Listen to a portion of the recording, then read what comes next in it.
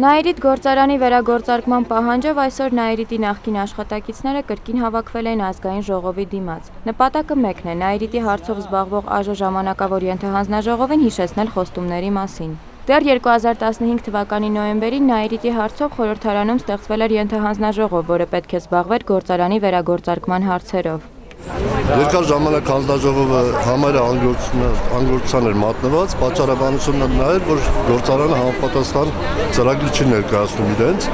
վերագործարկման հետ կապված։ Հիմա այդ ծրագիրը ներկայացված է, մենք հավաքվել ենք, որպեսզի իրենց դրդենք ավելի ակտիվորեն աշխատել, լսումներ կազմակերպել Նաիրիտի վերագործարկման հետ կապված։ Աշխատակիցները հավատացած են, որ Նաիրիտի վերագործարկումը մեծ ֆինանսական միջոցների հետ կապված չէ։ Գործարանի խոշոր պարտքերը մարված են, մնացել են գազի, ջրի, հոսանքի ներքին պարտքերը։ Մենք պահանջում ենք Նաիրիտի վերագործարկում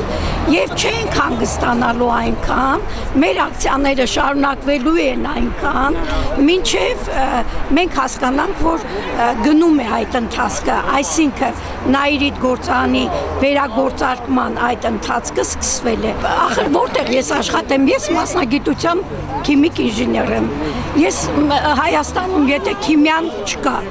եթե վերջինը Նաիրիտներ փակեցին, ես որտեղ գնամ աշխատեմ։ Եվ այս տարիքում, երբ որ մարդիկ 30 տարեկանում են դիմում, ասում են դուք արդեն մեծ եք, մեզ ով կվերցնի նոր աշխատանքի։ Արդյունքի կգա այն ժամանակ, երբ որ բոլոր Նաիրիտ գործարանի աշխատողները կհավաքվեն, հարյուրավոր թմբուկ շեփոր քնչեն, այն Եվրոմիության դրոշակը կպարզեն, այս ժամանակ մի արդյունք է ասում է, մեր 50 հոգի չկա, այս 50-ի համար գամ ինչ ասեն։ Նաիրիտի նախկին աշխատակիցները ազգային ժողովից երթով քայլեցին դեպի էներգետիկա եւ բնական պաշարների նախարարություն։ Նախարարի տեղակալ Լևոն Շահվերդյանն ընդունեց ակցիայի 4 մասնակցի եւ հայտնեց, որ Նաիրիտի շահագործմամբ հետաքրքրված է ռուսական կազմակերպություններից մեկը։ Կազմակերպության վերաբերյալ դեռ ոչ մի այլ տեղեկություն չկա։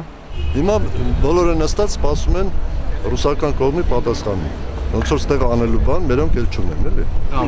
Փետրվարի 15-ին ռուսները գալու են։ Ասեցի, եկել է։ 20-ին ասել։ Մի րոպե, եկել են այդ մարդիկ։ Ինչ որ հարցեր են առանձնացրել ռուսները ղեկավարությունը, որ այդ հարցերին լրացուցիչ ճշգրտումներ ա պետք եղել։ Այդ խումբը եկել այդ ճշգրտումները ստանալու մեր մասնագետները տվել են, վերցրել գնացել են։ Առայժմ մենք խոսում ենք ոչ թե սեփականատիրոջ մասին, այլ պոտենցիալ ներդրողի մասին, որը աշխատում է հայկական կողմի հետ։ Աշխատանքային ընթացակարգ է գնում, բայց վերջնական պայմանավորվածությունը կլինեն, երբ որ այդ մարդիկ